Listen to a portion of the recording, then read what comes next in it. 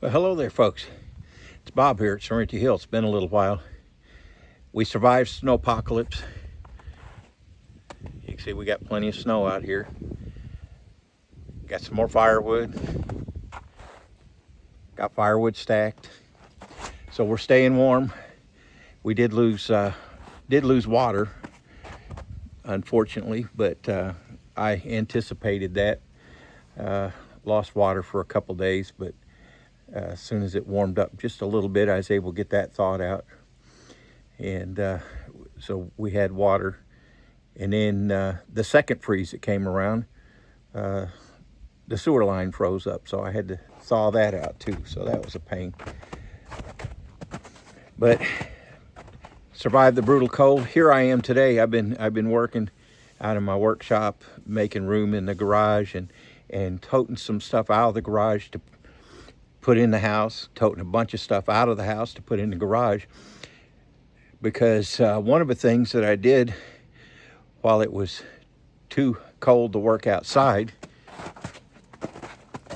much more than cutting and splitting wood, that's about all that I had in me to do, is I did some indoor work. And I'll show you some of the things I did. They're inside the house. I prototyped a couple items that I'm going to be introducing at the yard sale, at the farmer's market. One of those is a stand for your gardening tools. You can see you got tools on it here, and I got a box down here for putting your big Stanley cup and your seed packets and sprays and things like that. Best of all, now I don't have the wheels yet. It's got a handle on it. You turn around, you can grab the handle, and there'll be wheels at the bottom. You can tip it, pull it with you wherever you need to go, stand it up when you get there, and you got all your tools right there handy. And then you can just wheel it off to your shop or your storage building, whatever you've got, and set it there with all your garden tools in place. So I thought that was pretty neat. Also, out of some cedar, I built waiting on hardware to come in, so a keyhole slot, so you can mount this on the wall. And it's just a little planter for succulents or vases or knickknacks or whatever. But this one's made out of red cedar. I can also make them out of oak and pine. And that just mounts on the wall. Neat little knickknack or small plant shelf. So just having all kinds of fun. But the big fun is in here in the guest bedroom. During the cold weather, I took advantage of it. I put the flooring in and got most of my junk out. I got to make space. That's the closet is full of PEX and insulation. I got to clear that. Got a couple boxes here to get rid of. But I have the bed in here and set up. More stuff I got to clear out. And a shiffer robe and a vanity. And the interesting story of these, I'm going to strip that and stain it to match, because it's really bothering my OCD. But this particular set, the thing that's really special about it is about, I don't know, 75, 80 years ago, my grandma Gallimore bought this for her girl's bedroom. And it was used when she bought it. And it's made out of pecan. It's got a vanity with wing mirrors. You know, what's funny about these mirrors is my sisters, my sisters, when they were younger, this was in their bedroom, and my mom was always fussing at them for messing with the mirrors. And they didn't realize until they were grown, and Mom fessed up to them, the reason why she fussed at them about the mirrors is because she would position the mirrors in such a way that when she was sitting in the living room, she could see what they were doing in the bedroom. If they were in bed or out of bed or what, and they wondered for years, how does Mom always know when we're getting out of bed?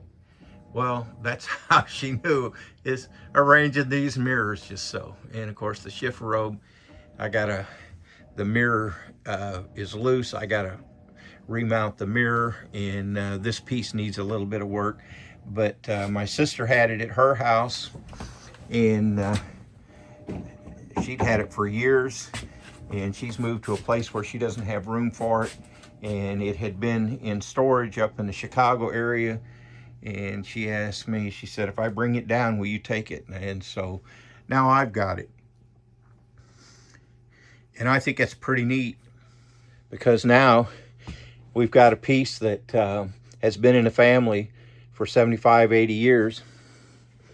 It was bought used, but it's going to stay, at least with me, as long as I'm here. It'll stay here. So it's on its third generation, and if my grandsons come sleep on the bed here, great grandsons, that'll be what, 4 or 5 generations, something like that, that will have used this particular bedroom set. So it's kind of neat when you got things that have got some history behind them. So yeah, I put the laminate flooring in, and it's nice, because, and I've got all the insulation up. I've still got some cordwood I have to do up there this spring, when I can mix more cordwood to get the wall finished all the way up to the top. But we were bumping against the weather, and I was going to have to get more materials and all that. And so anyways, that'll be a springtime job. And of course, you see, we're on the back side of the utility room. You might be able to hear the washer going. So I'm going to put some insulation in here when I cover this wall up, so that if we're doing laundry, the person if someone's staying in the guest room, they won't see that.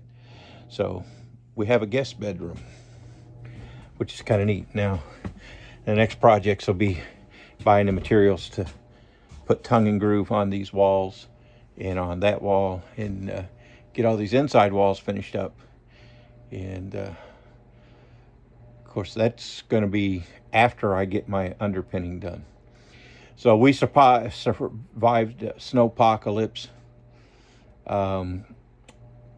Definitely got to get that underpinning done and get insulation under the floors, because when it was down in the single digits, I can keep water going down into the mid to low teens, but when you get into single digits, I lose water.